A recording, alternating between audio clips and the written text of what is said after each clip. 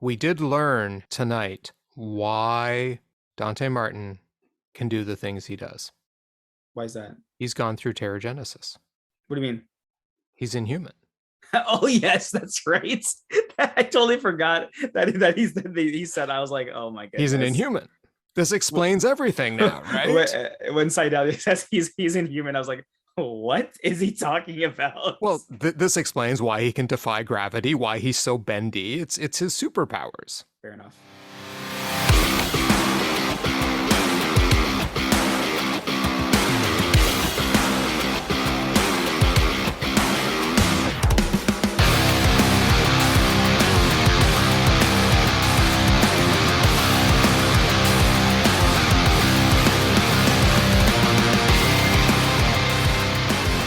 Hey, wrestling fans. Welcome to the One Wing Wrestling Podcast, where two wrestling elitists discuss or review AEW events and wrestling news from around the world.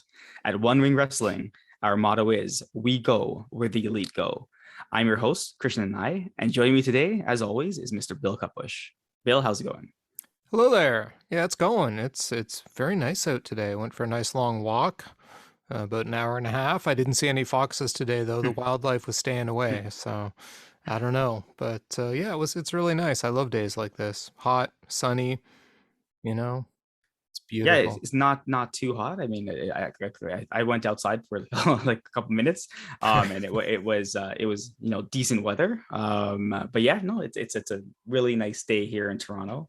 Nothing to complain about, I guess. Definitely not. Definitely not. We don't have much to complain about today, I don't No. think. So, there's a lot going on in the wrestling world. So, I mean, as you all may know by now, what we do here on One Winged Wrestling is we discuss wrestling. I mean, it's kind of in the title, but we also provide our thoughts and expectations on the upcoming event. Tonight, AEW Dynamite, what we hope for, what we think might be good or bad, our potential match of the night. We're going to watch the show then. We're going to come back in the second half of the podcast, and we're going to see if those expectations were met or exceeded. And most importantly, did anything in the show reach that all-important Omega level? And as always, I ask, can a show without Kenny Omega ever reach that Omega level status? Yeah, probably not. Yeah, but we have hopes. We have hopes. We do have hopes. I mean, he was posting pictures of him and Okada, and I was just like, Yeah, Kenny, we stop miss it. you. We miss Stop you. it. Yes. So let's kick off the show. So what we do first, as always, is we do our little segment called "Keeping Up with the Elites." We give some updates, and we get right into the news. So updates in terms of injuries. So let's start off with that first. Sure. I mean, we get into everything. the core of the elite, Kenny Omega, no update. No update. So he's still injured. Yeah. We're going by whatever Dave Meltzer said, right? Right. Yep. And Adam Cole, no update, but still nothing indicating he won't be ready for Forbidden Door. Same thing with Bryan Danielson. Agreed. And I think they're resting up. Smart move by Tony Khan. You know, as we've talked about, you got a bloated roster. You may as well use some people. Bingo. So let these guys heal up. You know, they can talk if they want to, or just do some commentary or do it. Just let them rest up. And hopefully the show is great. Right. That being said, we do have some unfortunate news to talk about. Yes. And I think this is going to probably take up the most of our time in news today. Some troubling news with Jeff Hardy. Yes. The report came out. Was it Sunday it came out? Okay, he was arrested on June the 12th for DUI in Volusia County, Florida. He was booked on the night of the 13th. Apparently, he blew almost .29 twice. Yeah. And the legal limit there is like .08. So he was charged with a class 3 felony, which can actually in Florida land you up to 5 years of jail time. Oh, wow. There was a video the traffic stop put out on TMZ. Police reports available online. Apparently, there were 3 911 calls. He was swerving a lot on the road, failed to stop immediately. I've watched the video. It's kind of disturbing when the cops end up pulling out guns because he reached into his knapsack when they had pulled him over, but everything was de-escalated quite quickly. Yeah. Jeff was compliant. He was unable to complete any of the roadside sobriety tests, unfortunately, without risk of falling. So yeah, it was a sad situation for sure. Yeah, that's not good. That's you don't want to hear these things about, obviously, anyone in general, right? No. And it's unfortunate, don't drink and drive, and Jeff Hardy has had his issues in the past. One of the issues was that when he needed the help, apparently, and the claims were that WWE offered it to him, but Jeff kind of countered that, saying he never received anything from them. Now, from AEW standpoint, Tony Khan did release a statement, and he did say AEW does not condone this type of behavior. Jeff has been suspended with no pay, so this is he's coming out right out and saying it, and he did say that AEW will stand beside Jeff and help him with any type of assistance he's required or that he's requiring. And so far he's been compliant with everyone. Like, he hasn't done anything wrong. Like, he's agreed to the terms. Obviously, I don't think Tony would have released the statements had he not talked to Jeff first. And just hopefully Jeff gets better. And I guess it's gonna impact the match tonight, but hopefully Jeff gets better. And you know what? Wrestling's the last thing on my mind these days when I hear a story like this, because this man has been struggling with addiction for over 20 years, right? And it's so hard for me. I mean, look, I volunteer time. I talk to people with addictions all the time. I volunteer my time with them. I help where I can, all that kind of stuff, right? I spend a lot of time around people with addictions. And I find that when a story like this comes out, there's some, I mean, people, they grapple with it, right? But there's kind of a lack of understanding I found in the media about addiction. I've heard people wonder out loud, and I've heard the news reports. How could he get in a car like that over and over again when he knows the danger and consequences? He could kill children and harm his own family. I got news for you. He does not want to do that. Yeah, of course. He doesn't want to. And if you said to him, it's terrible, why are you doing this? Like, I know it's terrible. It's the worst thing I could possibly do. But do you know who really gets it? Eddie Kingston. In that promo, you go back to that promo he cut right before Double or Nothing, when he had the alcohol bottle, and he was talking about demons, right? And that's the thing. When you're sober, Jeff, I can guarantee you, I mean, if you've seen interviews with him, you see his demeanor, he seems to be a very gentle, very creative person, right? Correct. I mean, I bet you money, sober, you sit down with the guy, he's probably one of the nicest guys, best guys you're ever going to meet, right? But he's got demons. We all have demons. But the difference with the addict is their brain's wired to deal with them by trying to drown them, right? And that's what Jeff does. He has his demons. He tries to drown them. I mean, alcoholism is a disease. It's a mental illness. The brain simply does not function properly. I hear people say all the time, well, why doesn't he just not pick up a drink? It doesn't work like that, because think about it. If your brain is broken, and we all have a broken brain to some extent, right? It's the same way we have broken bodies. We all have a broken brain to some extent. For the addict, when the feeling kicks in, it's not going to go away. It is a demon that grasps the brain. Everything throws it the window. Relationships, safety, it doesn't matter. Because I can guarantee you, if he's still in active addiction and he gets the opportunity to get behind a wheel like that again, you know what he's going to do? Get behind the wheel like that again. Right? It's not something that he can necessarily control on his own. It's like a car trying to fix itself. Yeah, and on that, it's not like he isn't being punished here. Like, precisely, he's literally, like, at this time unemployed by AEW. Like, Tony Khan specifically put out that tweet saying he's been suspended without pay. So we're not in any way condoning his actions at all. We're just saying that he has issues that hopefully he can get some help with. And it's not like he's scot-free from this at all. He's not. He shouldn't be. And he shouldn't be, because here's where I'm getting to. Yeah. Okay. Like, I'm getting around to this in a bit of a roundabout fashion, but it's a very important issue to me. See, I also heard Booker T's podcast. Okay. Right? And he was blaming AEW for this, right? And we can get into both sides of this, because I also have some comments about that too. Okay. But he said he's seen people commenting that claim, AEW didn't put the drink in his hand. And, they didn't.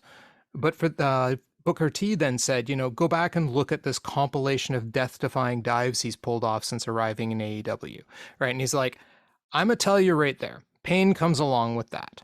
When you've got pain, a lot of times you will go and take drugs to numb the pain. Therefore, damn it, I just relapsed. Did he try to do it? Probably not, but that's what people with addiction do. Now, that is true to some extent. It's what people in active addiction do, right?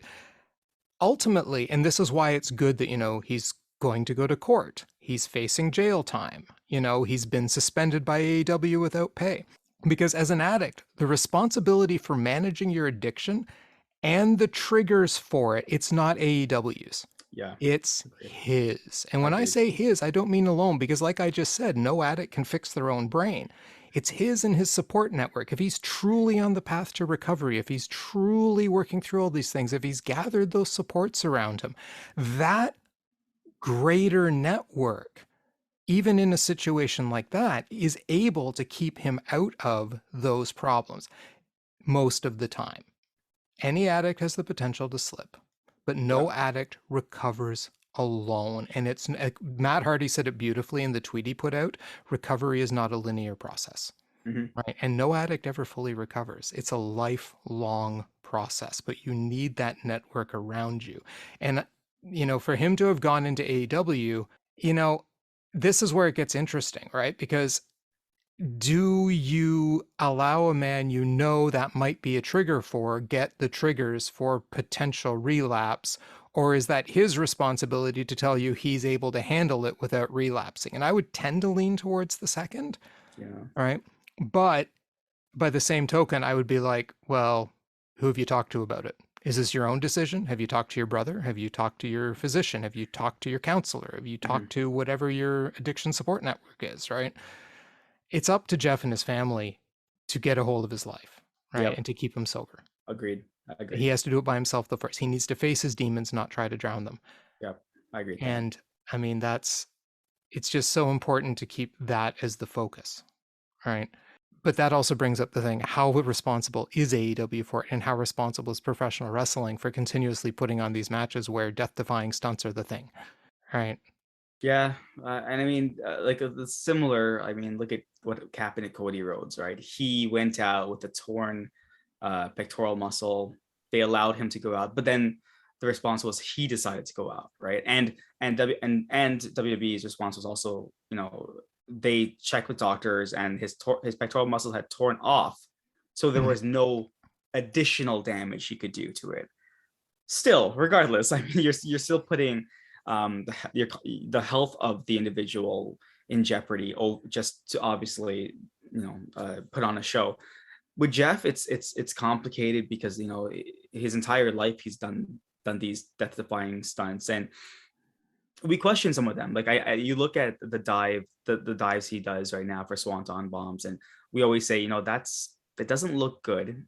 Why do we still do it, right? Maybe we should move on from this. And you see people like Darby Allin who's doing crazier things at this point, and still, why are you in matches like that? Why are you taking that bump? I get it. You're trying to put the guys over. This is your craft, but if it's affecting your life, then there are other things that you can do. And I understand Jeff. He wants to perform. He wants to be that Jeff Hardy that he was of the olden days. But there comes a certain time where at this point, you know what? If he needs the help, let's give him the help, and Matt will be fine. Jeff's going to be okay.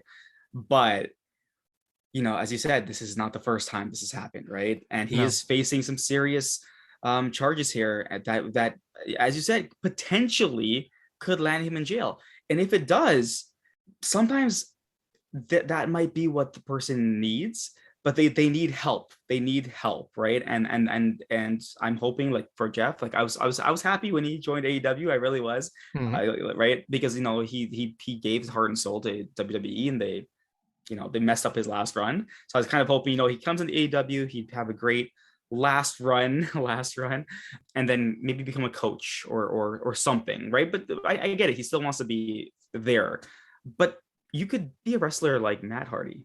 Matt Hardy doesn't do the crazy stuff that Jeff does, not anymore. Right? And he's kind of changed his persona and everything like that to accompany that. So you know what? Maybe it's time that, you're right. All parties involved, like Jeff. At the end of the day, it's Jeff and his family who needs to figure this stuff out. But all parties involved, AEW and everyone needs to start saying, you know what? We need to keep a closer eye on this, and until he's ready. I'm sorry, they can't allow it, right? No, absolutely, because again, the responsibility is on Jeff to get well, right? And Mhm. I'm not saying, like I said, he can't do it alone, Agreed. right? He's got to learn and understand how to manage his own triggers, whatever those may be, right? I mean, look, some alcoholics can sit in a room with a party going on full of alcohol and be And not okay drink. and not even feel like having a drink. Some of them Yeah, can't walk into that room. But that's everyone true. has to know their Fair. triggers and everyone has to know what they are and they're all different. So Yep. for Jeff, if his trigger really is, I'm taking a lot of pain in these matches, and he has a lot of trouble and struggles with that big time, then maybe he needs to reevaluate how he wrestles, right? I mean, Exactly. are the fans really going to care if Jeff Hardy comes out and just does his moveset and does a couple like cool moves and stuff? No one's No. going to care if he's diving off ladders anymore. We're all going to Yeah. understand it. He's Jeff Hardy. He has made his name, he's made his legacy, and we will all love him for it no matter what he does now, right? Yep. The only way I he's going to agree. ruin his legacy is if he keeps down the path he's going. Agreed. Agreed. No, I agree. I totally Hmm. agree with you. Right. Yep. I'm just hoping that he's, like, hopefully he gets help now. Like Yep. that's like he's gotten help in the past. I'm not saying he hasn't, Yes. but hopefully like he sticks to it Like Matt and said. like and it takes a while, but like hopefully this time Yep. it works out for him. And honestly, I have faith in Jeff and AEW to make this right. Right, like Yep. they're going to give him the support he needs, and I feel like they have the ability to do that. Yeah, and I also remain hopeful. I hope that whatever happens, I hope that this is his final bottom, that he Yeah, reaches it, and that from this he draws the strength out of it and can recover well and be the man that I know he's got inside of him to be. agreed. Well, that said, as you had pointed out, that match or that situation has Mm-hmm. changed a match tonight, but Yep. there was also an event on the weekend that made some changes too. NJPW, New Japan Pro Wrestling, held their Dominion event on the weekend, and there were a few parts of it that have an impact on Forbidden Door. So I just thought I'd review a few of the matches. Perfect. Yep. So, as expected, we did have Hiroshi Tanahashi beat Hiroki Goto in the AEW Interim Title Eliminator, so we are set. Mox versus Tanahashi at Forbidden Door. Nice. You looking forward to that one? I am. Again, obviously I would prefer CM Punk versus Tanahashi. It's interesting. Again, last week when Mox faced off against O'Reilly, and won. Like I'm not a huge fan of this the knockdown, like just beat down wrestling. I like the elite wrestling. I like the high flying. I like all the moves, the counters, and I love the athleticism, I should say. I'm not saying Mm-hmm. Moxley's not athletic, but I like the athleticism of that wrestling. So I'm interested, not as excited as I was. I'm interested. Personally, I should say that's because I haven't seen a lot of Tanahashi matches. That's probably why. Um, but I'm hoping that it's good because again, I all I picture is Kenny Omega versus X, right? Anybody, and I know I'm not going to get that, so I'm just hoping Yeah. for good at this point. Well, I'm going to go out on a limb and tell you, Mm-hmm. you will be pleasantly surprised how good this match is going to be. Okay, okay. I have seen Tanahashi matches, and I've said before, master storyteller, and John Moxley knows how to He tell a does. story in the ring He too. does. You're right. So, I'm not going to expect a high-paced, high-flying anything, but it's going to be a good match. Okay, okay. Okay, so then, you remember last week Adam Cole said to Hangman, "Wait a second, what if Jay White beats Okada?" Yep. Guess what happened? Jay White defeated Kazuchika Okada for the IWGP World Heavyweight title, meaning Adam Cole is a prophet. Interesting how that worked out.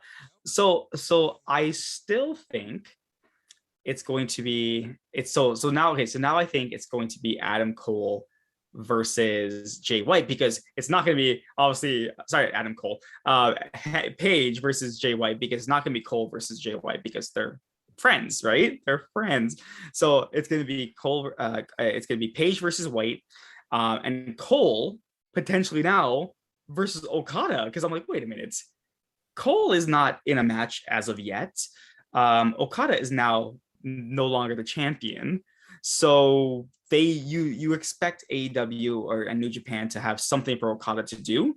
My assumption, it's Cole versus Okada because you have the good Okada versus the heel Cole. Anyway, either way you want to look at it, and then you have the heel White versus the face of Paige, right? So I'm think that's my prediction on what's gonna happen, but at this point, I have no idea. I don't know.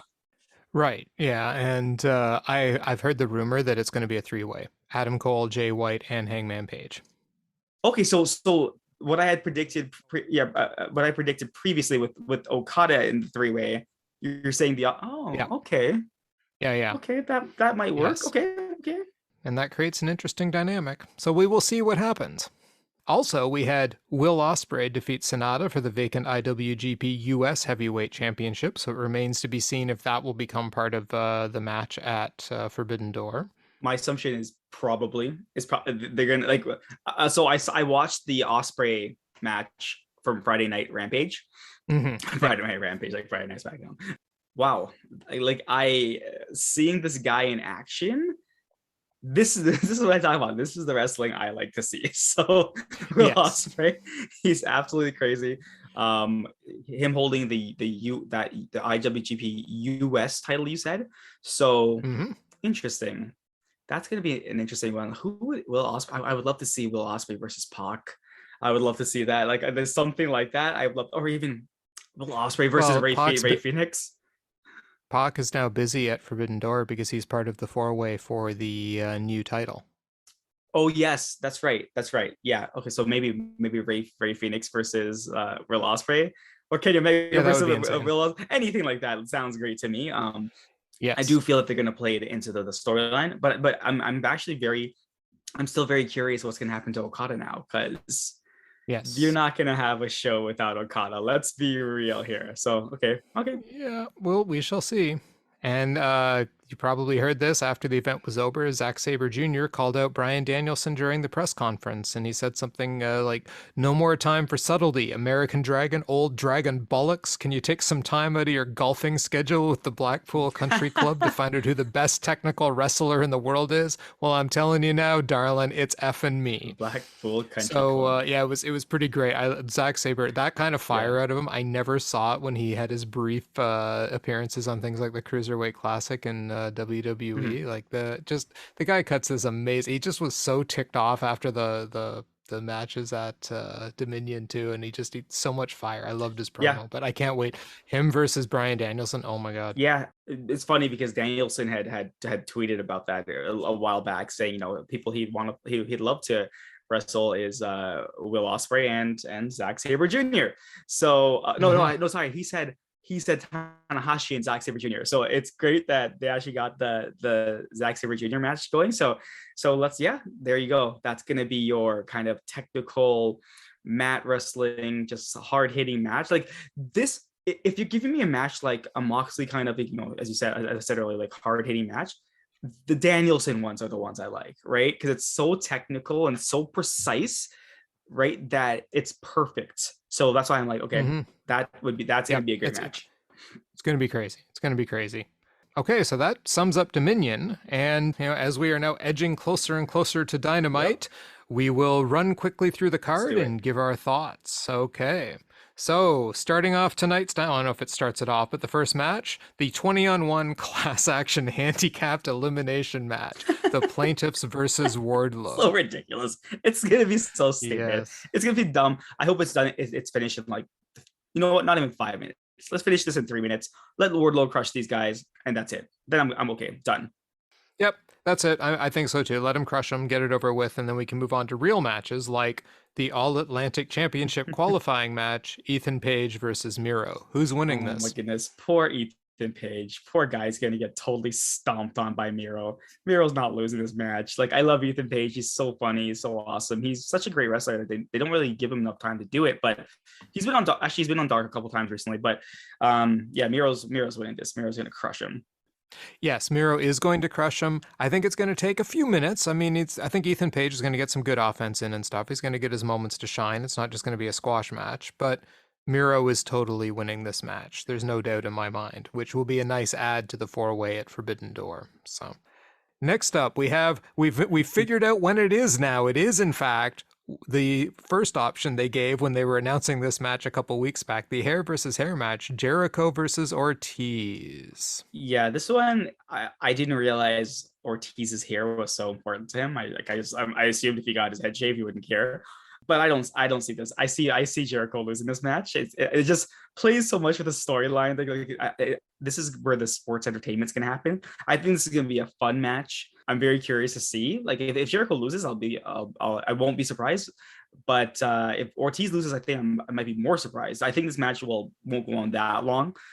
It'll probably be just Jericho putting over Ortiz as much as he can, because that's what he does. Like, if you look at Chris Jericho, he always puts over the guys, right? So I have a feeling he's going to do the same thing to Ortiz here today.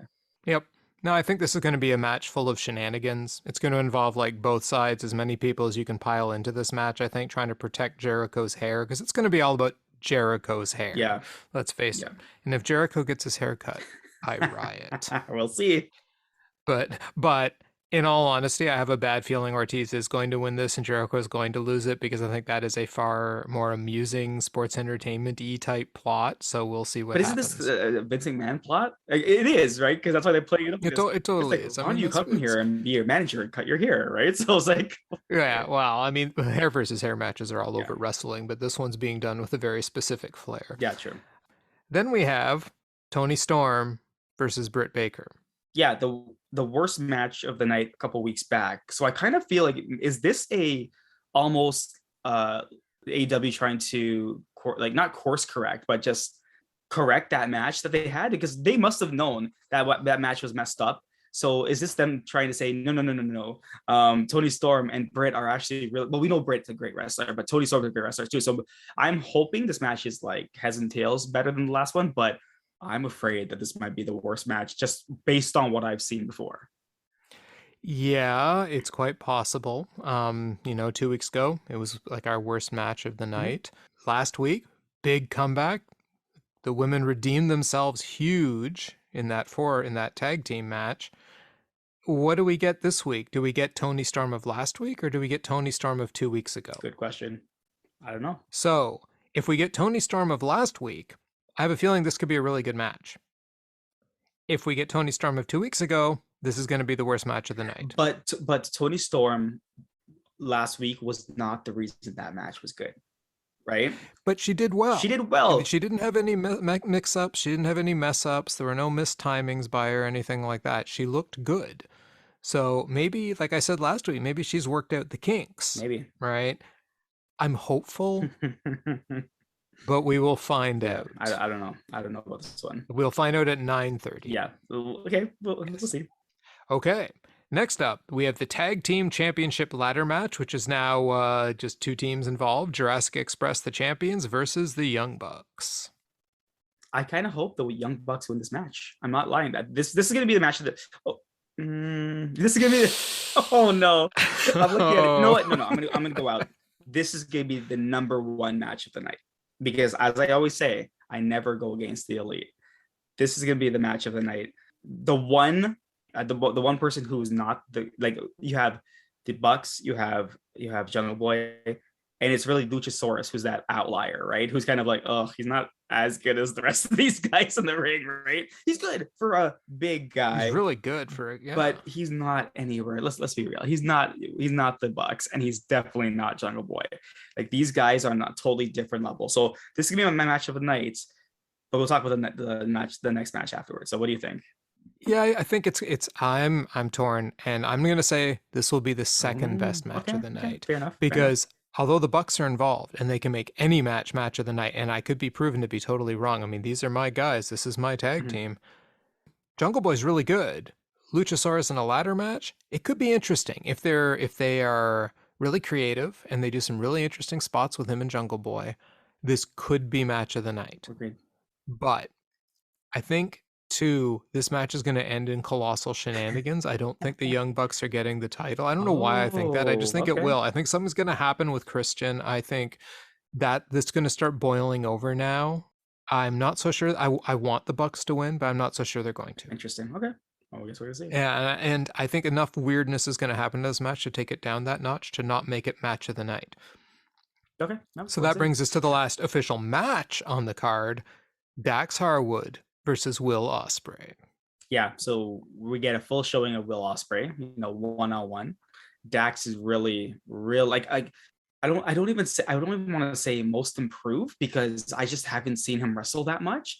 But Dax, from what I've seen recently, like when Cash went down, it's like he's really good. And they're both FTR, they're both really good. Like that one-on-one match they had was fantastic. So throwing Will Ospreay, this high flyer, this absolute crazy man, into the ring with Dax, it's going to be very interesting. That's why I hesitated when I said the last match was going to be the best match of the night. This is going to be maybe the 1B to the 1A, but like I'm not even saying it's part going to be the second one, but it's going to be like a 1B. But if I had to choose, I thought the Bucks would come out on top, but if I'm proven wrong, I will not be surprised. And I'm going to call this the match of the night. Yep. Because I think Will Ospreay, amazing. Dax Harwood, amazing. These guys are going to put on a show and a half. Will Ospreay is going to win. Yeah. But it's going to be a show and a half. It's just going to be insane. That's my prediction right now. We're going to leave this match going, oh my God, holy crap, what did we just watch? And then Kenny's going to run out and just like V-trigger Will Ospreay in the face, right? And then he'll be the one wrestling Will Ospreay. That would be amazing. I would probably fall off my couch, jump up and down screaming. Yes, although I doubt I'll be falling off my couch, jumping up and down screaming at the last segment, which, although I'm going to enjoy it, the Hiroshi, Tanahashi, and Jon Moxley face to face. Yeah, and this kind of is like, if this is happening at the end of the night, then this is basically kind of confirming Kenny's not running out and featuring anyone in the face. I do. This is going to be interesting because when Tanahashi came out during the Punk segment, he just like stood there, right? He just stood there, kind of gave points, and I get the audience went insane. So it's kind of interesting to hear him speak to Mox, kind of start the story, as Mox said, 3 years in the. Did he say 3 years? He said 3 years, right? Three years in the making. Yeah, 3 years in the making. So this should be interesting. I'm very curious on what, because again, remember with Mox and Kingston, these we play that game. Does Jon Moxley or Eddie Kingston know that wrestling is fake? And the answer is always no. They don't understand it's not fake, that it is fake, right? And when we say fake, we really talk about the results. That's what we're talking about, right? We know wrestling itself scripted, is not fake. Yeah, scripted. So the answer is no. They don't understand that. So it's gonna be interesting because Moxley really can get the crowd going. And I personally never experienced like Tanahashi on the mic or anything like that. So this might be very, very interesting. So you know what, we'll see. Like you've obviously seen them both, so you probably could have a better opinion on that. Well, Tanahashi is basically the NJPW John Cena. Okay, that's a good comparison. All right. Yeah, and I saw his promo battles with Kenny Omega back a few years ago for the last Wrestle Kingdom before AEW, just before the Elite left New Japan, and he had the entire, he's the Kenny Omega was the guy promoting change, the new way to New Japan, right? And Tanahashi was representing the old guard and tradition, and in Japan that's super important, right? So all of his promos were about that and about how he had to, keep his honor and that sort of stuff against Kenny Omega, who was talking like the outsider has come to revolutionize Japan, right? So they were really good promos. Yeah. Tanahashi's English is okay. He cuts a really good promo in Japanese. So what I'm hoping is they either have someone to translate or he's subtitled. Yeah. Either or, I'm totally happy with. A lot of the stuff he said in New Japan during the Kenny build-up was subtitled, and I'm totally fine with that. But the crowds really get behind him when he's cutting his promos and stuff. So it's funny that you're saying that because he might a translator. And everyone listening, you have to understand our love for Kenny. Everything goes back to Kenny. There was one of Kenny Omega's entrances where what's the announcer's name? The male announcer for AEW. I forget what it. No, the announcer, the ring announcer. Sorry, Justin Roberts. Justin Roberts. Yeah, Justin Roberts was announcing his achievements, and one of his achievements said he's so fluent in Japanese he translates for Michael Nakazawa. It's true because I've seen him cut promos in Japanese, and he speaks translates it very fluently. Japanese for Michael Nakazawa. Yeah. who's also Mhm. fluent in Japanese. So it's hilarious that they do these kind of things. But yeah, I'm curious as well. I kind of do hope they subtitle it. Honestly, I do, but Mhm. that takes away from the, I guess, the audience arena, because they have to start reading the jumbotrons or whatever they have. So I kind of feel like they're going to have it's either going to be, they're going to have a actual translator, or Tanashi's going to say so little he doesn't need to have a translator there, which I think is probably the Right. latter. Right. And I think either way, he's so good at conveying emotion with his expressions and his actions, it's not going to matter one way or the other. Or if he just cuts it in Japanese with no translator. I mean, the amount of emotion he can put into that, I think it's going to be interesting. So, and face to face doesn't mean they're talking. That's true. Very good. Anyway, we have a show to go Let's watch. go watch it. So, let's go watch it. We will be back. And we are back. That was Dynamite.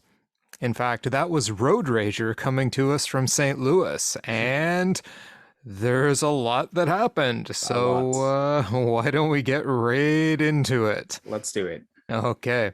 Well, we opened up the show with what I was very surprised that opened the show, actually. The music hit for the Jericho Appreciation Society. Well, I mean, it was Judas. Yeah. And out comes Jericho for his match against Ortiz, hair versus hair, to open the show. Yeah. You know what? This match, way better than I expected it to be. Like, way better. Like, I wrote down, Jericho looks great in the ring right now. I don't know what it is. Maybe after his little scare, his health scare, and all the weight he's dropped and everything like that, he's been probably more in tune with his craft right now. But he looked great. Like, I was like, wow. I don't give Chris Jericho a lot of credit sometimes. But I'm gonna say he carried this match. Like, no offense to Ortiz or anything like that. Ortiz was great, was good as well. But there was that one botch at the top of the rope where he did the Hurricanrana, and it looked like Ortiz almost dropped him. I was like, oh my God, that could have ended terribly, but they recovered from it. But the match itself was great. I thought like some of the moves that they were doing, I'm like, wow, Chris Jericho, you're like, he looked fantastic. Yes, this match had shenanigans. Yes, a lot of things were happening outside the ring and stuff like that. But I was thoroughly impressed. Again, every time Jericho's music hits, I love Chris Jericho. I think he's a great wrestler. I think he's a great, like just, he's on the mic, he's perfect. But obviously he's gotten a lot older, and you can't stay perfect forever. But again, I'm gonna go back and say it.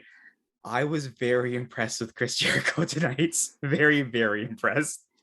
What do you Yeah, think? no, it was a good match. I enjoyed it, Yeah. for sure. And you're right, Jericho looks good especially for his age, man. I mean, Yeah. the guy is only marginally older than me. And when you actually think about that for a second, I am not doing the things Jericho's got, No. and I do not have remotely the body that Chris Jericho has. You know what we have in common? A slightly thinning patch of hair at the back of our heads. I noticed it on his tonight. I'm like, yeah, we are hair buddies. Okay. But yeah, other than that, no, there was some really good stuff in this. Yeah. I absolutely loved his classic pin during the break. Like, just Yes. that he was playing so cocky. See, what's great about Jericho's when he's on his game is that not only does he wrestle really well, but he plays that cocky guy just so well. Like that, come on, baby pin. I've loved that since he did it in the early days of WCW. I love it now. It's one of my favorite Jericho moments. His Walls of Jericho, it looked Yeah. so good, It looked so good. well Agreed. applied. Yeah, no, it was a really solid match. Mhm. And we had one of the JR moments of the night where he commented, you know, what kind of a rock star is he going to be with a bald head? And immediately I thought, JR, you don't know your rock stars, because apparently he's never heard of Rob Halford. He's No. never heard of Kerry King. I mean, come on. If you're going to talk about rock stars without hair, I don't know. Anyway, can we take one brief moment to pause and talk about how awesome Jake Hager looked in that outfit? The Jaguar print Yep. shirt and shorts. He looked like he belonged with the elite at that point with that Yes. outfit on. Yeah. And what'd you think of the finish? I literally said to myself, they did it to us again. They Mhm. did it to us again. When Jericho was forming the what was it the old group called again? Inner Circle. Inner Circle, yeah. That one match he had where we were like, why is Serpentico coming into the ring and interfering, right? And then this one, when they had Fuego come in, I was like, wow, I can't believe Fuego. I'm like, really? Fuego's not going to be a good fit in the inner circle, or maybe they're going to change something with him. But the minute they zoomed in, I was like, that isn't Fuego. And I'm like, oh my goodness, they did it to us again. Sammy Guevara. Yep. And this is how you fix the Sammy and Ty problem. This is how you fix it. Oh yeah. Sammy needs to be back with Jericho. That's it. Like that is it, right? I love the finish because I again, they got me. I thought Fuego del Sol came in with Floyd the baseball bat and knocked out Ortiz. And I'm like, well, that's gonna be interesting. Ortiz versus Fuego? That's a weird storyline to go down. But now it all just makes sense. Yeah. No, and they got me too. They totally got. First of all, they got me on the whole Eddie Kingston knocking him out in the first place because I thought, oh, okay, well the match is over. Eddie Kingston's getting his revenge on Jericho. I'm like, it's kind of a bad way for who's supposed to be the good guy to win this match. Yeah. But it also kind of justifies what Jericho ends up doing because I mean they did it to Jericho first, right? It's such a weird kind of mix-up finish to it. I totally thought that was Fuego del Sol. I bit hook, line, and sinker. I'm like, Fuego del Sol in the Jericho Appreciation Society? Okay, I mean maybe he's going to be like their stereotypical lucha guy, and he's going to talk about doing lucha things, and I'm like, okay, well but no, it's Sammy, and that's perfect. Sammy and Ty in the Jericho Appreciation Society. Of the three sex gods. That was hilarious at the end. Yeah. And plus now every stable is getting like a female athlete attached to it, if you've noticed, right? Yeah. So the Blackpool Combat Club, they're probably gonna get one soon. So yeah, this is good. They're building up the stables properly. I like this. I enjoyed this too. It was good sports entertainment at that point too, and then I love the bit at the end with Ortiz cutting his own hair. It just fits his character perfectly, and then like yelling blood and guts. And he cut himself when he was cutting it too. Yeah. He cut himself open. I was like, wow, okay, yeah, this is maybe they shouldn't let him near scissors. I know. Don't play with a razor, Ortiz. Don't play with a razor. So that was that segment, and then we move on to the People's Court theme and a brief introduction to Wardlow, because apparently we are going full on sports entertainment for the first part of this show. Yeah, and then it goes into Wardlow versus the plaintiffs. Okay, here's my problems with this match. Here's my problems. I'm gonna talk about my problems, because we knew what this match was gonna be. Just like all out. Hulking out, beating up all the plaintiffs. He was stacking the plaintiffs. How does that count as a pin for all of those people stacked? And they were stacked on their stomach as well. Exactly. What the heck? I didn't get that. And they did mention it was like a elimination kind of battle royale kind of match. Okay, great. Then have the eliminations only be over the rope. Then have it only be over the rope. When you do stupid things like that, you're like these pins don't make sense. And I love the fact Dasha was trying to keep up with the numbers. She kept saying the same numbers at the beginning over and over and over again. I'm like, and then I think was it JR or Excalibur commented, they're like, oh, it's gonna be pretty hard for Dasha to keep up these numbers. And like, yeah, because she messed it up the first time. But I'm like, this is just stupid. I'm like, it was just a dumb match. I was like, whatever. And the ending where Dan Lambert comes out with what's his name, Sky, and they're talking. And then he sends in those goons or those UFC fighters, and then Wardlow kind of talks some sense into them, and he gives the power bomb to Smart Mark. I was kind of like, why are we doing this? Like, why is this a thing right now? Right? I'm like, I was fully expecting someone to take out Wardlow at the ending, to give him set him up for like a actual, storyline. It just right now it's kind of like, I'm like, this is just dumb. That was it. Right. I couldn't agree with you more. I was bored out of my skull during the elimination match. The only thing that was entertaining was like what a cluster mess it was. Like you said, the pins, they didn't make any sense at all. Yep. The eliminations made no sense at all. I mean, agreed. These people need to immediately take Mark Sterling to whatever governing body lawyers in his state have and lodge a formal complaint about misrepresentation. Because that was ridiculous. Secondly, if Dan Lambert's going to find some UFC fighters, I mean, Tyrone Woodley and Matt Hughes, okay, that's great. Maybe they should actually go fight Wardlow instead of just standing there and being easily talked out of it. Like in 2 seconds. Oh yeah, they're right. This whole plan we had set up, forget it. You go ahead and beat up the lawyer. Yeah, that's fine. We're good with that. The whole thing to me was just like 2 weeks ago, I was like, okay, this is hilarious. They're suing him. This is total sports entertainment hilarity. And within 2 weeks, it went to, okay, you've brought back the Wardlow I don't care at all about in a stupid segment. And you know what I realized tonight? And I'll get to this later. I realized I don't have a problem with big monster presentations at all. I have a problem with Wardlow as a big monster. And the way he's been booked, although, hey, I get it. Fans still love the guy, but I have my style of monster, and we'll get to that later tonight. No, I think the booking's pretty poor on Tony's part right now. It's like you have this guy who's the top babyface of your organization, and you're wasting him. So I don't get it. Yeah, I don't understand. They spent all that time building him up, and he's beating up security guards and a lawyer. And talking UFC guys out of fighting him because he doesn't want to fight them. Is he scared of them? Yeah, it didn't make sense. Anyway, okay. Well, then Dax's music hits, and I'm like, yeah, now we're going, and we got ourselves Dax Harwood versus Will Ospreay. This match was fantastic. Like, again, I think we need to not take for granted the fact that we're seeing Will Ospreay in the ring. And this match confirmed to me that as much as Will Ospreay and Kenny Omega are having such a odd feud on Twitter or whatever, Will Ospreay, look at the way he wrestles. Look at what he does. You're telling me this is nothing. This is not comparable to Kenny Omega.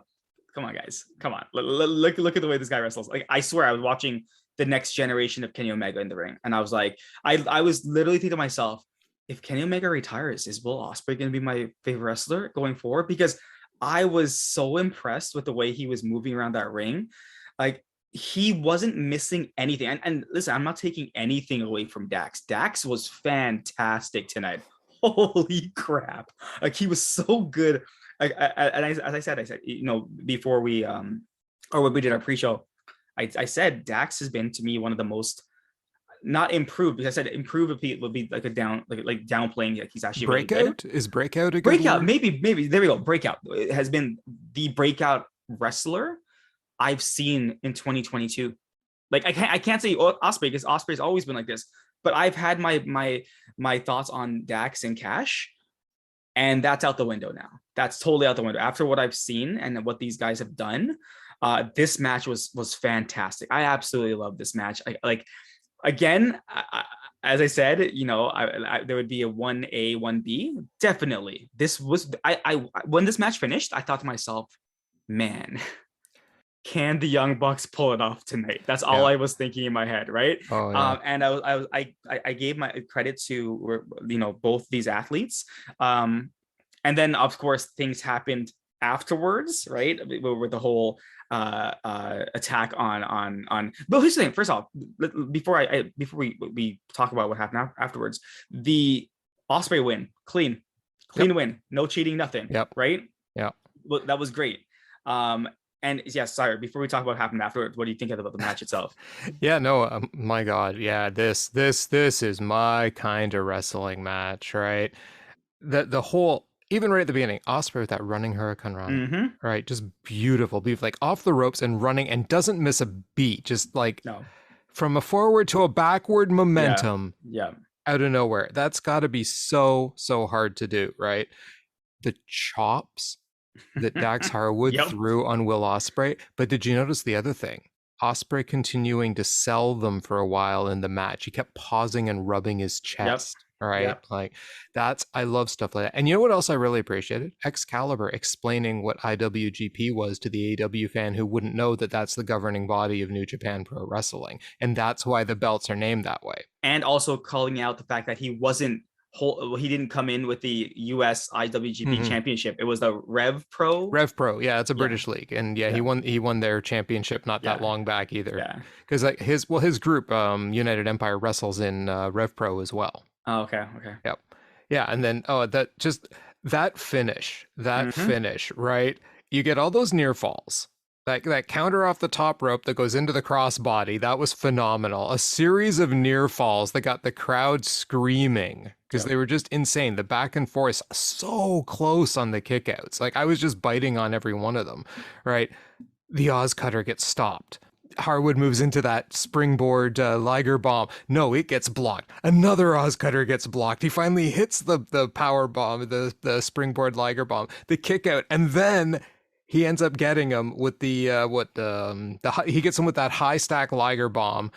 Oz Cutter kick out, but then the hidden blade for the win. Yeah. It was just this amazing Yeah. sequence of like move after move after move after move there at the end. They went from like this hard hitting, a little bit slower pace and really picked it up at the end. Amazing match. Will Ospreay is, like you just said, he could move into the Kenny Omega crown. I don't know what their whole feud's about. He's already Yep. listen. I'm already saying like Ospreay is on the Omega level already. Like, Yeah. I'm not even gonna say he can move into that level. Like, yeah, he's not Kenny, but he's already at that level to the point where I'm like, yeah, that's as I told you. Mm-hmm. I'm thinking to myself, is this guy gonna be my favorite wrestler once Kenny's gone? Right. Right. So, No, he's phenomenal, man. The aerial assassin. oh, So so good. then the rest of United Empire comes out. Yes. So the rest of United Empire comes out, and then of course the Roppongi Vice come out. Yuta came out too, right? And Cash Wheeler. Yep. Cash Wheeler came out. Cash Wheeler came out. Yep. And they're all fighting. And then Orange Cassidy's music hits. And I was like, oh my God, Orange Cassidy, I totally forgot. So he walks into the ring. And in my head, I'm thinking, is it Orange Cassidy versus Ospreay at Forbidden Door? Is that what they're going with? I'm like, that's something I'd be willing to see. I haven't seen Cassidy in such a long time. Obviously, the injury. It's great to see him come back, the pop he got. But then you saw them all like face off. And at the end, it was Cassidy and his group versus Ospreay and United Empire. And they're staring each other down. So I was thinking, okay, so maybe it's going to be 5-on-5. Maybe that's what it's going to be. Yeah. But we learn later on, obviously, what's going to happen at Forbidden Door, right? So, and next week is when we're going to get the a trios match. It's Ospreay's group, and it was Ospreay and the two guys. Aussie Open. Yeah, and Orange Cassidy and I think Roppongi Vice, right? Or is it Dax and Cash? I can't remember. Well, anyways, it's gonna be trios, but we're gonna see. It's hard Ospreay. to remember because those matches get thrown by us like in 10 seconds flat. Well, so even Tony Schiavone commented, right? He's like, Excalibur, what? Thank you for throwing all that out so quickly. I thought the match was on Rampage, but you're telling me it's next week on Dynamite. I think it's Dynamite, but I could be wrong. It's Dynamite or Rampage. We will figure it out. Yep. Yeah, no, and that was great. When Orange Cassidy's music hit, I went, "Oh yeah, Orange Cassidy." Same. And then when he's in the ring facing now Will Ospreay, I'm like, "Wait a second. This is a match I didn't know I wanted, but now I want it." Want it, yeah. Yeah, I'm like, because Orange Cassidy is not just his gimmick. He is phenomenal in the ring. He's amazing. And him versus Will Ospreay, that will have, because Will Ospreay plays that dead serious wrestler really well too, which is such a good foil. Like he's got that Pac style of just like I'm always serious, right? And it'll be great against Orange Cassidy. So yeah, I look forward to seeing that. I was so glad when they announced it was a singles match at Forbidden Door at the end of the night, because I'm like, this is going to be wonderful. Agreed. So yeah. So then we got a quick Mox segment, kind of a video promo segment about him and Tanahashi. Yeah, that they're going to be meeting, and then they meet in the ring. Yes. Yeah, I like the setup because it gave some of the history, right? I thought that video was kind of important because I'm not so sure that everyone who's watching AEW had followed Mox in New Japan for the last 3 years when he was and he breaks it down. And, and he advised that the only person that's kind of evaded him has been Tanahashi, right? And how he's beaten everybody, and Tanahashi's next, and which kind of leads me to believe that Moxley's going to be losing that match at Forbidden Door. it's quite possible. I mean, we'll have to see what the full card is. I have a thought on something, and we'll get to that in a bit. But anyway, so then they had the segment. And exactly what we thought was going to happen. It was going to be Mox kind of, I mean the talking part. The Mox kind of doing most talking, and then when Tanahashi got the mic, then Chris Jericho's music hits. And I Well, was like, what the hell? and to be honest, that kind of disappointed me a bit. I mean, right up to the interruption, I'm like, okay, yeah, Mox has got to Yeah. say his thing. That made total sense to me. I'm like, this is good. Tanahashi gets the mic and never gets to talk. He never talked. Just says Okay. Jericho, shut up. Right. Hmm. That's all he says. And then Yep. Jericho kind of goes on. Jericho brings out Sammy and Ty, which the crowd goes insane and boos. And then then they attack Yeah. Moxley Suzuki and Goon shows up. yeah. Yep. And they attack Mox and Tanahashi. Tanahashi. I was gonna say Suzuki for some reason. Tanahashi. Right. Yeah, it to me it was this segment wasn't that great. To be honest with you, I didn't like it in comparison to some other things that are happening. It Hmm. just wasn't that great. And I was like, when it was over, I was like, okay, so what they did here, I don't know why they used this segment to set up Jericho's Forbidden Door match, right? I didn't understand why they used that. It's like so it's gonna be a trios match. It's gonna be Jericho, Sammy, and Suzuki. Suzuki versus Kingston Yeah. and two other guys. Yuta. Wheeler Yuta. Yuta, yeah. Yeah. And Shota Lumno. That person I don't know. And then they were like, Excalibur kind of tried to explain it quickly. He's Red Shoe's son, and Red Oh Shoe's like yes, a rep yes. slash manager in. That's what Jericho had said, right? You're so yeah. That's a weird way of setting up the you basically wasted the Moxley Tanahashi promo to set up Jericho's match, which was like odd, but okay, I guess. But yeah, I didn't really just didn't like this part. I agree with you completely. I was really hoping for a good segment between Tanahashi and Moxley, Mhm. and what I got was shenanigans. Yeah. Shenanigans, shenanigans, shenanigans. Now, I will say I like Desperado and Lance Archer showing up. I like the inclusion of Suzuki Gun, but not here, not Yeah, now, because it weird. makes no sense. Their match isn't against either Moxley or Tanahashi. Now, I get it. Mhm. Jericho's interrupting Moxley because blah, blah, blah, blah. We have some stuff going on. This wasn't the right time to do it. This was the No, time to let Tanahashi and Moxley have their moment to build up that match. I guess maybe what they're thinking is the match doesn't need building up. The match sells itself, right? maybe. But I not don't know. everyone knows Tanahashi well enough, I think, No, in AEW fandom to build this match up like that. Because I think, no. was it JR who said he's because I made the comparison to John Cena and JR made the wrestling comparison to Bret Hart, Yeah. right? And that's true because I've always said, and I forgot to put that part in when I said, yes, he's the New Japan John Cena that can wrestle. Ah, got it. Yes, he doesn't have five. Well, he has some flashy signatures like his high Mhm. five flow off the top rope and stuff, but Mhm. he can wrestle Yeah. and he's a great storyteller. But do we get to hear anything from him tonight? Sadly, no. No. No. So we got shenanigans and a new match set up. That's great. Yeah. My thoughts are they're probably going to do a video with Tanahashi and they're going to subtitle it. That's what they're going to do. First That would be promo. smart. Yeah. Yep. Yeah. That's my Speaking of thoughts videos, on that. we move on to Darby Allin and Red Dragon. Yeah, he's talking about the fact that O'Reilly injured Sting, right? Mhm. I love what Kyle O'Reilly. I just love that sounds of his bone cracking. And he's laughing. It's so Yeah. good. So then it's basically Darby Allin going after Red Dragon, but he's going after Bobby Fish first. That's what confused me. I'm like, wait, you're pointing this at O'Reilly, but then you're like, I'll see you on Friday, Fish. And I'm like, wait, he's fighting Bobby Fish on Friday? What's going on right now? I'm so confused. But I mean, can't the two of them just gang up on him and take him out? Hopefully, that's what they do. I'm getting the feeling Darby Allin's not very bright No, because he's like, I'm going to take on Red Dragon by myself now. no. Sting and I he's not. together couldn't beat him, but now I'm just going to take him on by myself. Yeah, And I know yeah. they break legs, but that's okay because I'm Darby Allin. yeah. I again, it was just a promo. I was like, sure, I'd like to see Darby Allin versus Bobby Fish because I just like Bobby Fish. Yep. So yeah, that's great. Anytime I can see Bobby Fish wrestle, that's awesome. But yeah, I was like, okay, whatever. Yep. Next. It'll be a good match. Yeah. And then we got the Toni Storm promo. Oh yeah. She's talking about Britt, like Brittany, she calls her, right? That she's a dentist and she should be a lot smarter than she is, and she's only 50, she was 15 when she dropped out. Is that what she was saying?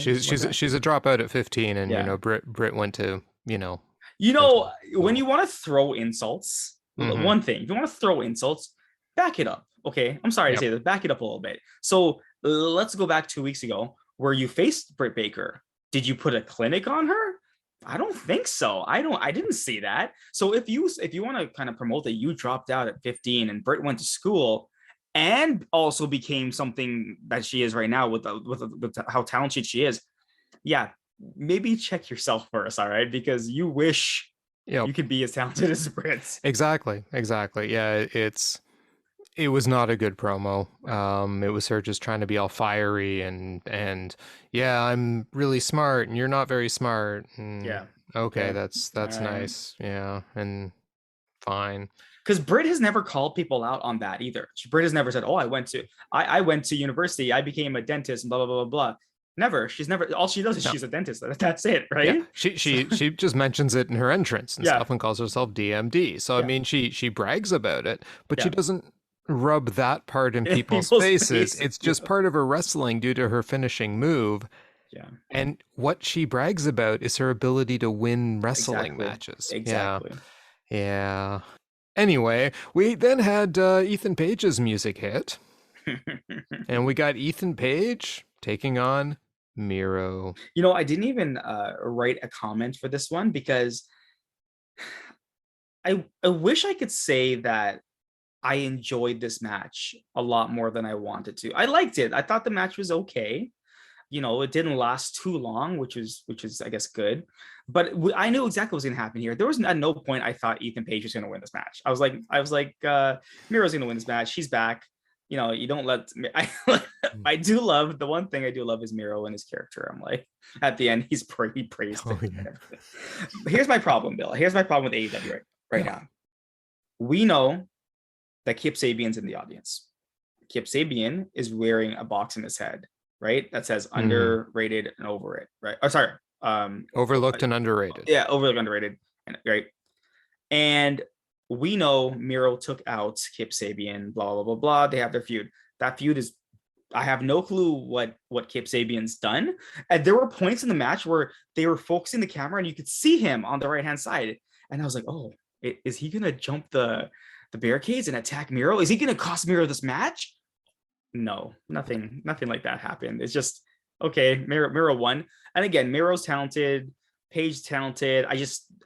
There was nothing here that really carried me forward, like with story wise or anything like that. It's just like okay, and the problem is you have two heels facing off against each other. Miro's still technically a heel, as much as people say he's still a heel. So it's really complicated to.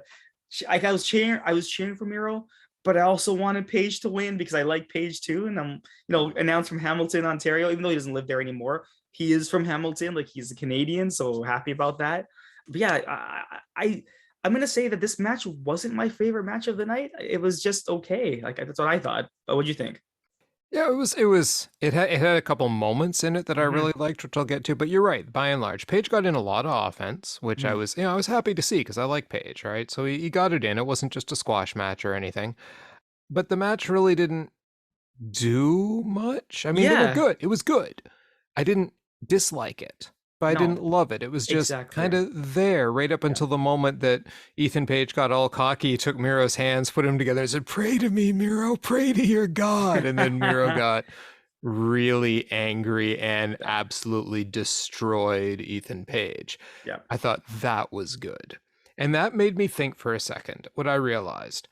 There are certain big men or big guys, like brutes, that I actually enjoy watching in the ring Yeah. because they're booked a certain way to be bad brutes, Yeah. right? They're just violent and tough to control, and they have great, like, look at Miro's character, right? Just like a conqueror, Mm-hmm. all right? And you look at someone like Lance Archer. He's so big, so strong, the what is it, Murder Hawk monster, Yeah. right? Murdoch Monster. Yeah. Yeah. And he can go in the ring. Yeah. He has a lot of good moves. He's quite agile for a guy his size. Same thing with Miro. Miro's moves can come out of nowhere, right? Mm-hmm. I really like their styles. They're big, they're mean, they're tough, they're monsters, but they're not boring. They're Yeah. not just booked into being it. This is their permanent characters. Yep. You know what I mean? And I feel like Wardlow was kind of booked there. It was Goldberg style booking that got him there. Whereas I feel like Miro and Lance Archer have earned their status. All Agreed. right. Lance Archer's done it through things like death matches and stuff too. The guy is tough as nails. So I can appreciate that. But Miro, I'm not Miro, but Wardlow. Yeah, but the thing is, I mean, I always go back to the match that not Miro, but Miro, but I mean, Rusev. It was Rusev against Roman Reigns, and it was actually an elimination match. So it was kind of like a overtop battle royal. I think it was forced something they were facing off against, and the last two people were Rusev versus obviously Roman Reigns, and that's the first time I saw Miro actually wrestle, and the moves I couldn't believe what I was seeing. It got to the point where my whole perspective on Rusev changed that one match. That one match it changed, because to me he was just boring when he was with Lana and doing his Rusev thing. And it was that one match that he had against Roman Reigns that changed my entire perspective. And then I started looking at him differently. I'm like, this guy is so awesome. He's so good. That super kick he gives, holy crap, right? And now, like, seeing him here, like watching his moveset, watching him do, he's such the role he plays is so good. Like, he gets to be like this character. It's so awesome that I'm happy he's back. I'm happy he's wrestling, but like, I do want to see how this progresses, because now it's Miro versus Pac, which is insane just to even think about, right? Yeah. That's going to be such a great match. I don't even know who's going to win that match. No, so, and I mean, there's two more guys to be added to it. Exactly. So it's going to be great. Yeah, but all you did to me was demonstrate you never watched NXT before Miro. That's true. Never watched NXT. Roster. Yeah, no, his wrestling was on show in NXT, so by the time he got to the main roster, I already knew how good he was. He was good, but you're right, he didn't get to showcase his stuff for a long time on the main roster, but that's typical, right? So you come to AEW, you actually get to wrestle. Fair enough. Right, and speaking of wrestlers, Matt Sydal and Dante Martin had a promo. Yeah, so Dante is facing Jon Moxley on I'm saying Friday night on Rampage. Yes. They're facing each other. Dante really trying to, I'm glad that they're letting Dante speak a bit, because you can see this kid has passion. He's pretty new, but it's nice to see. He sounds like a little kid making threats, right? But I love how they show him like his moves and stuff like that. And this guy, oh my goodness, like Dante Martin, he's a high flyer. I would love to see him versus Will Ospreay as well. So there you go. Like just watching this guy, and him saying like, it's time. Like Jon Moxley is poised to lose a match, and he's gonna be the one to do it. I'm like, Dante, I appreciate the fact that you're trying so hard, but I do kind of feel like AEW needs to stop doing this. Like, putting him up against Mox Mox will put him over. Agreed. Give the guy some better matches on Rampage and Dynamite where he can win something, right? Let him win some matches if you want to promote him. Like, give him feed someone else to him, right? But like, I love Dante Martin. I really like, honestly, let's be realistic. He's not beating Jon Moxley.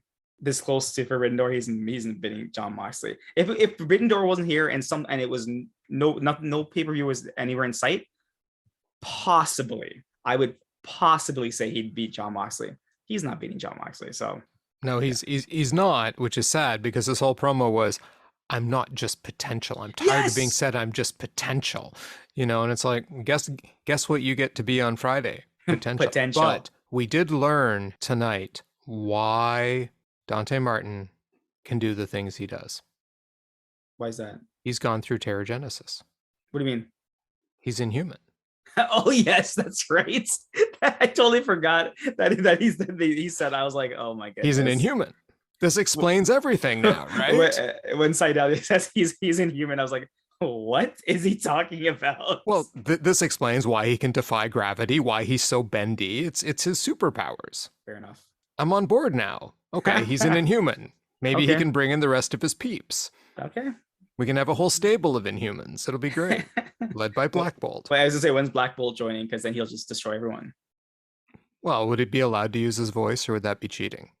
What if someone punches him? He's like, ugh, Then he kills the person. Yeah, in the you're movie right, and it kills everyone in the ring. Yeah, yeah, and the audience and everyone, so they couldn't actually have him there at that's all.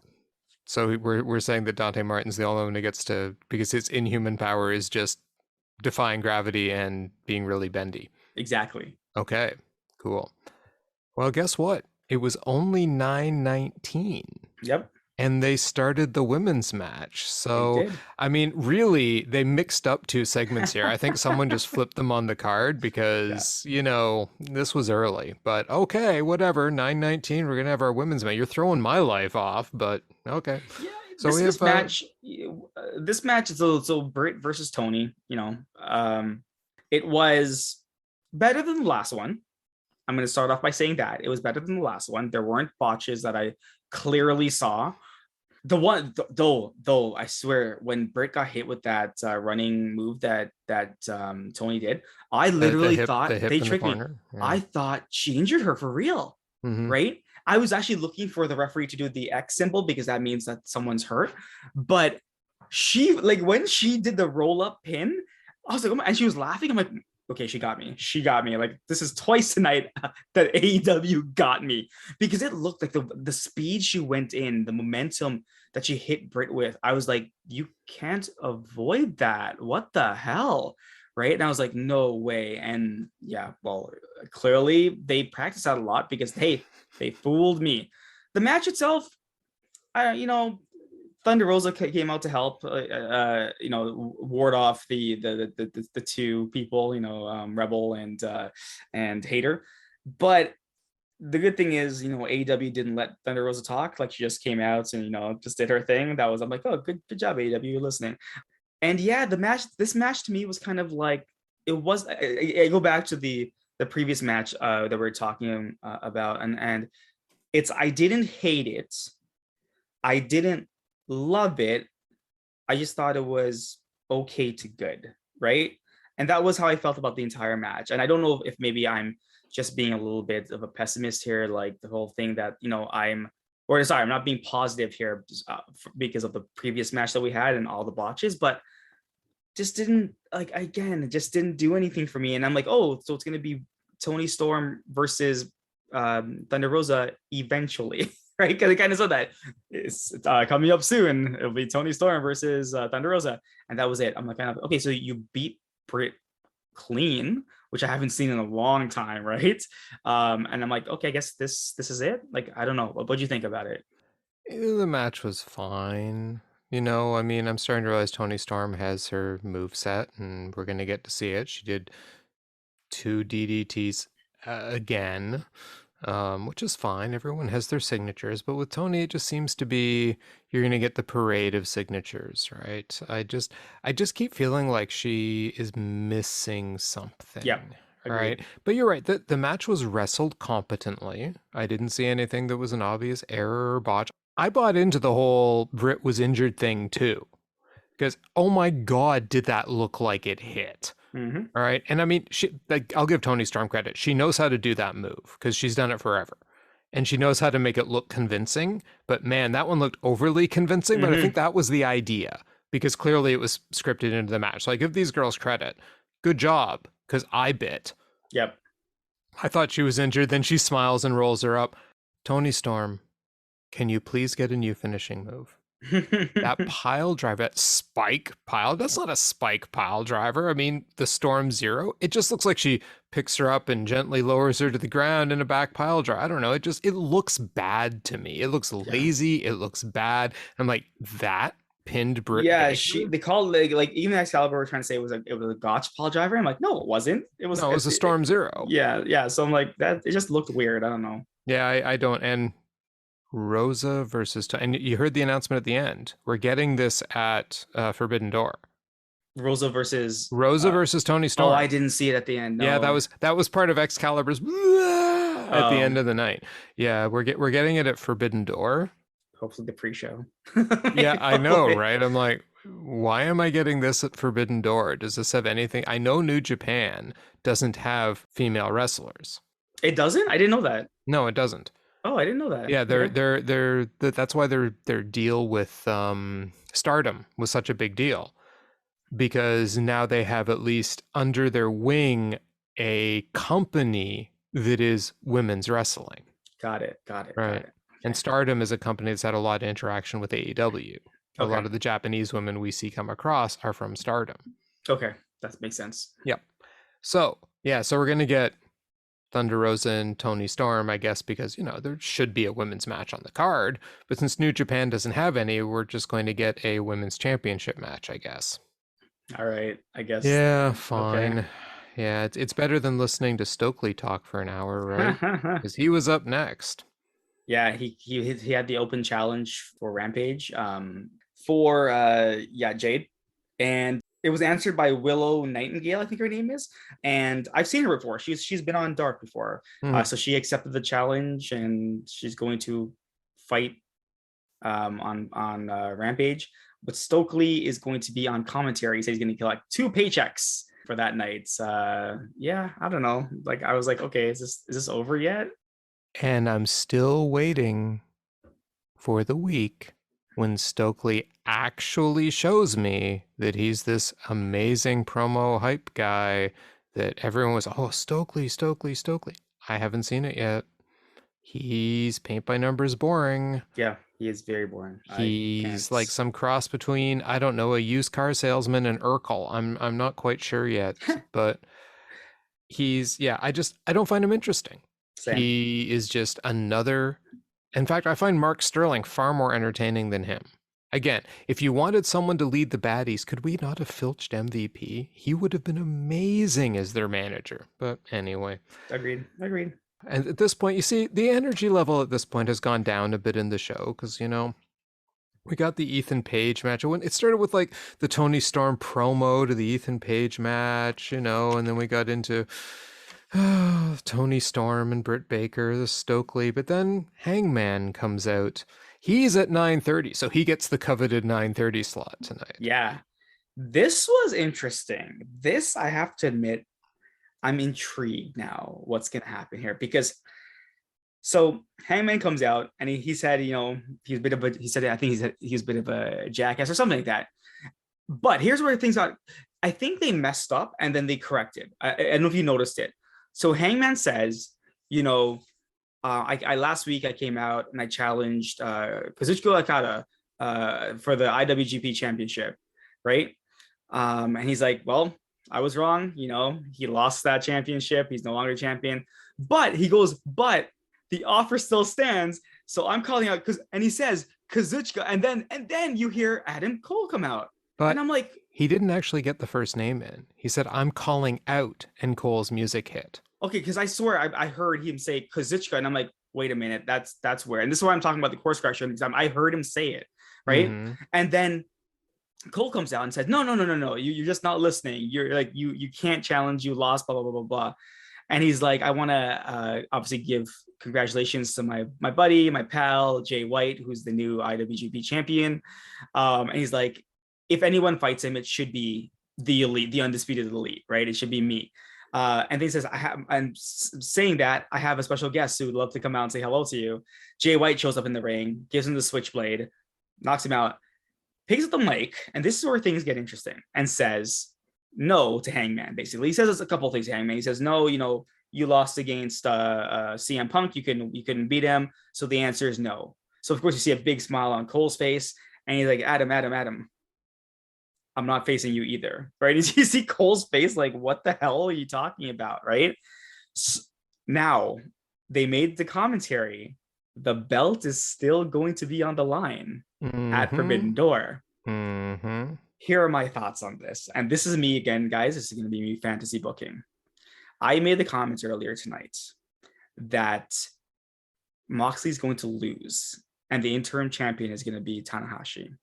Wouldn't it be amazing if New Japan won AEW's title and AEW won New Japan's title? And wouldn't it be also amazing if the man to take the New Japan title back would be a returning Kenny Omega at Forbidden Door? Now, again, fantasy booking, I don't want to overhype anything because I just said Kenny's name and I got goosebumps, but I'm very intrigued on where they are going. Like I have no idea where they're going with this at all. I can't think of anybody better? Because if you think about it, like in rankings of that, who you would want someone top tier, going up against Jay White for that belt. So you've taken Cole out of it, you've taken Page out of it, right? Danielson is fighting somebody else, Moxley's fighting somebody else, right? Punk is injured. I'm just saying things are happening, and I feel like, and we got to remember, Omega was mentioned multiple times tonight again. Things are pointing to the return of the Great One himself. So I am fingers crossed, toes crossed, everything. I don't know. I kind of feel like, could you imagine if Kenny goes in there and beats Jay White? Now, it might be too early for White to lose that belt, but who else? Again, we've seen AEW, some of their surprises. Who knows? It might end up being Satnam Singh versus Jay White, right? So at this point, I don't want to get my hopes up. But can you imagine that occurs? Now, I have fantasy booked here, Bill. So what were your thoughts on the actual promo and everything? I wrote down Kenny. So let me explain how I got there. Okay, go. First of all, if you're right, and he did say Kazuchika. He did. And if he did, I'm okay with that because it fits anyway. Hangman never said who he was going to challenge. He got taken down before he said a word. He didn't say, I want Jay White. He didn't say, okay, now I'm going to go for the thing. Perhaps he meant to challenge Okada all along, and it wasn't a mix-up, and it wasn't a problem, because I think that's what he was doing. He's like, I still want Okada. Yeah. Right? And then Adam Cole comes out and says, well, Okada's not even going to be there. Yes, he did say that. You're right. Yeah, he said, Okada's not even going to be there, and I'm going to introduce you to my friend. And then, Jay White hits him with that amazing Blade Runner. I loved Jay White in this. His promo was so good. You lost first to, like you pointed out, lost first to CM Punk, and you're 2-0 against me. Yep. Yeah. Right. Like, meaning I'm 2-0 against you. Not that he'd won 2 against Jay White. But anyway. So, and then he's like, I'm not fighting Adam Cole either. Okay. So I immediately went, well, who's left? Who would be his perfect opponent at Forbidden Door?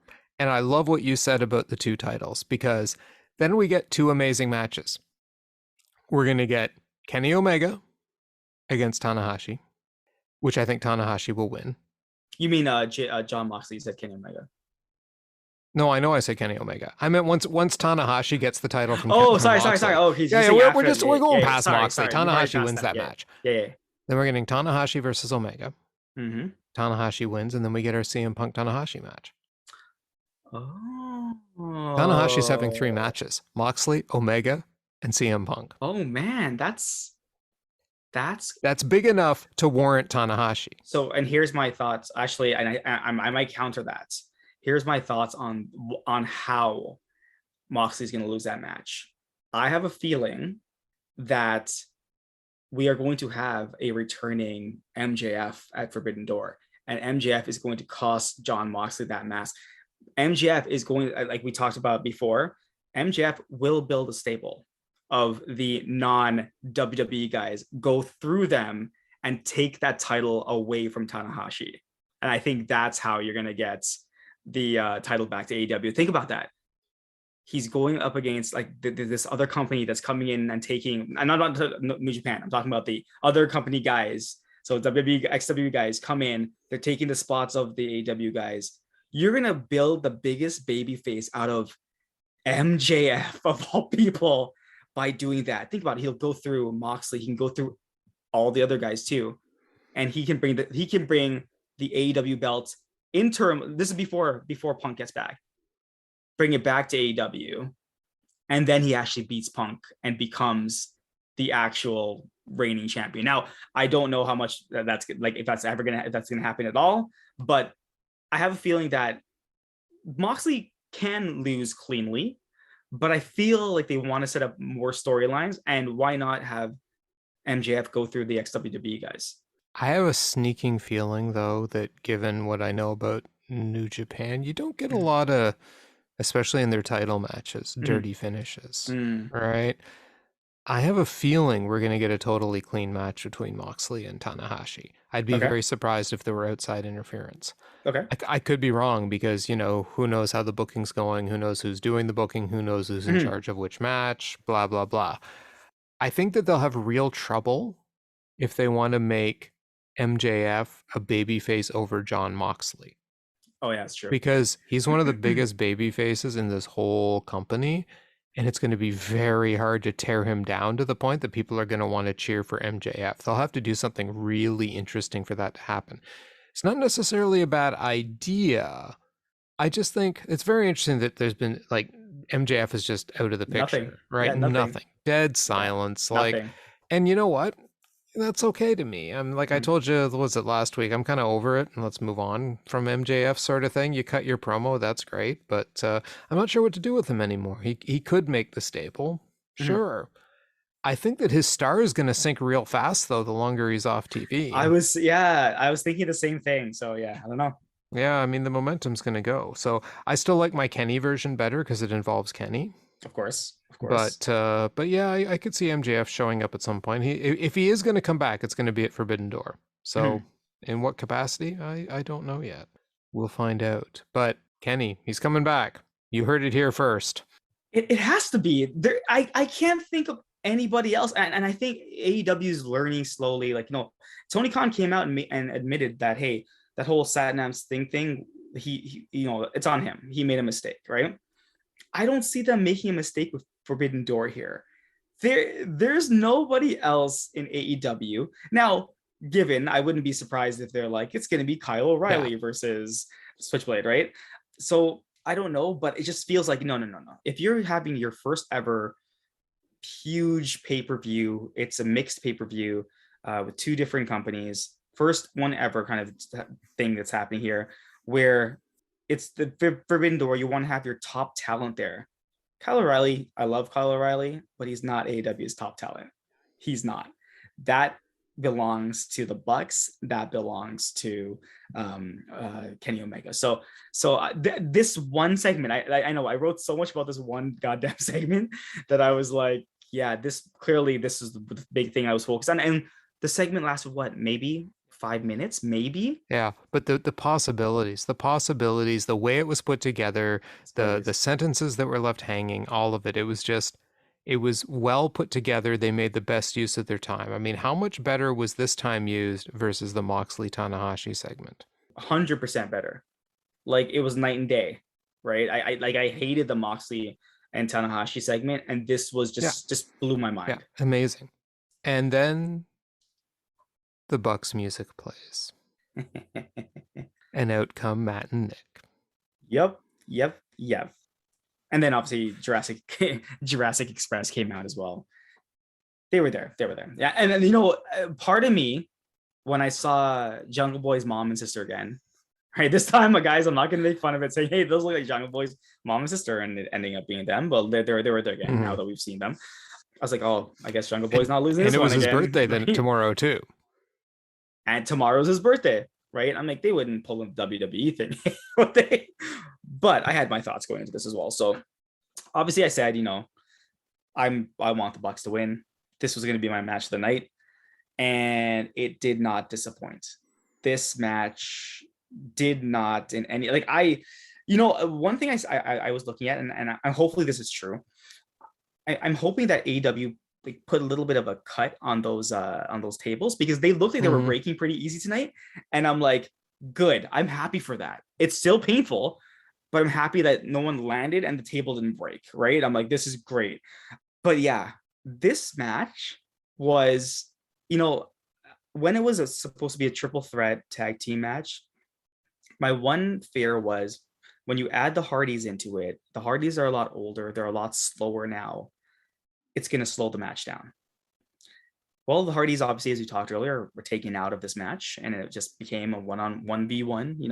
The Bucks versus Jurassic Express, and it was perfect. I just loved it. I haven't seen a ladder match this well put together in a very long time because some of these moves, I thought Luchasaurus was actually hurt. when Oh, his head whoa. hit Yeah, that was scary. The the ladder. chair, sorry, the ladder, and then Matt Jackson did the elbow off the top rope out to the Yeah. outside on top of the ladder. I was like, he looked Yeah. like he was in pain. And then I saw him later on. I'm like, okay, good. Thankfully he's okay. But then he went through all 4 tables. Yes. um, when Nick Jackson got busted open, I didn't see it. I don't know what busted him open, but I saw him sitting and I saw the blood. So it must have It happened. looked Like like he must his have hit nose. himself on the. It was his nose. It looked like the nose is broken, but like he'll be fine. Yeah, this match, like the moves they're pulling off, the Bucks dominated this match. They Parts of it. dominated this match. Like, yeah, I would say the Jurassic Express, they got moves in. They threw the Bucks around for a bit, but overall, the Bucks dominated the Jurassic Express, and they beat them down. They didn't cheat. There was no shenanigans that were happening. They beat them Mhm. fair and square. And I knew this was, again, I wish it would happen. Part of me knew it was going to happen because, as I said earlier, when you're going into Forbidden Door, you want your top talent holding the belts. The top tag team, no offense to Dax and Cash, or even the Lucha Brothers, the top tag team are the Young Bucks. And I loved this match. It was my match of the night. The ending was perfect. They won the belts. There were no shenanigans or anything like that. It's great. And now I'm kind of like, okay, so who are the opponents for the Young Bucks at Forbidden Door now? Because they're holding the tag belts. Would you put tag team against tag team? You probably should, right? But yeah, the Bucks, the first two-time tag team champions for AEW. It's about time. It's about time the elites get some gold around them again. And I'm just hoping, this bodes well. Kenny's coming back. This match is great. What do you think? Oh no, it was fabulous. My match of the night, heads Yeah. and tails. Yeah, for sure. It was so good because you know what it was about it? I was kind of worried because I'm like, okay, Mm-hmm. we just had all the stuff with Jeff Hardy and the ladders, and we've been talking for a couple of weeks about unsafe spots and stuff. Barring that one head hit on Luchasaurus on that ladder, right? Mm-hmm. That looked like it probably hurt. I'll bet he's got a lump. But you're right, the tables all broke well. Every ladder spot looked, for ladder spots, pretty safe. Mm-hmm. No one took a risk to me that looked like they could have really hurt themselves. Yep. The moves were spectacular. They were amazing. But these two teams knew how to wrestle a style using the ladders and stuff as props to show off a lot of their skills. I mean, the what was it? Nick hopping onto the ropes and then he jumps onto the ladder and then the Hurricane Rana off the ladder, right? That was amazing. And you got Jungle Boy running up the ladder to the ropes, flipping off the ropes. You got Matt following up the ladder onto the ropes, jumping outside to hit Luchasaurus, right? Just insane Well, even sequences. Jungle Boy's Insane. assistance from Luchasaurus, where he did the Hurricanrana off the outside the ring apron onto the table onto the Yeah. table. Matt Jackson went through the table. I was like, oh my god, he just killed the Young Buck. Yeah. But yeah. Yeah, exactly. And that was right before the commercial break, right? Mm-hmm. Yeah, because right at the commercial break, I'm getting up so I can get closer to the TV to watch the picture in picture, and my feed goes slow. I'm like, no, don't do this to me in the middle of this match. Don't do But no, it came back a few seconds later. So it's like, okay, we're good. TSN, you and I, we're still friends today. None of this feed stuff. But for a brief moment, I panicked. Anyway, yeah, no, it was the stack of 4 tables outside. I'm like, this match isn't over till someone goes through that. Mm-hmm. Of You course, knew it. you You you knew it. wouldn't you Yeah. wouldn't stack it if it wasn't going to happen. Some of the stuff they did, the super kicking Jungle Boy out of midair, the timing on that was Yeah. so perfect. I don't know what else to say. The moves, the sequences, this was classic Young Bucks wrestling. And it all looked spectacular. It all looked great. The ending with like the back and forth on the ladders and stuff. And yeah, it was so well done, so well put together. Match of the night easily. I don't know what else to say. We've got the right guys as champs now. Bucks win the match. I just wrote down Bucks exclamation mark. Yay exclamation mark. So, Yeah. yep. I wrote down yay. That was all. Like I didn't write anything else. I just the match itself. I thought the Bucks were the Bucks. They're perfect. Like that's all I really have to say. The Bucks are the Bucks, right? Like Luchasaurus and Jungle Boy, again, as I always say, Jungle Boy, amazing, amazing, right? This is why I had no doubts that this match was going to be. There's no doubts of this match being not the match of the night, but Luchasaurus did well, by himself. Like, I mean, I thought he did his move set. He has a move set. We have to appreciate that he is he is a big guy, but he's able to move around the ring pretty quickly. He has a move set that he has to do, but hey, he took a lot of bumps that I'm like, he's gonna wake up feeling that tomorrow. That you give credit where credit's due. He did what he had to do. Yeah, they lost, but they've held the belts for a very long time, so that's great. And now everything kind of happened, right? Jungle Boy getting helped out of the ring, and then Christian Cage turning on him, right? So that happened immediately. I was like, poor Jungle Boy, your birthday's tomorrow, and everyone's just like, beating you up, man. He gets the chair to the head. Yeah, he got the concerto, right? So I mean, like, Christian Cage gives him the unprettier, or I guess he calls it what does he call it now? He calls it kill switch. Kill switch. Yeah, he calls it kill switch. So he gives him the kill switch, and then he stacks his head with one chair underneath his head, and then smashes it. So it gives him the concerto. And I'm like, okay, so Christian versus Jungle Boy, and I'm like, Jungle Boy, destroy him, just go.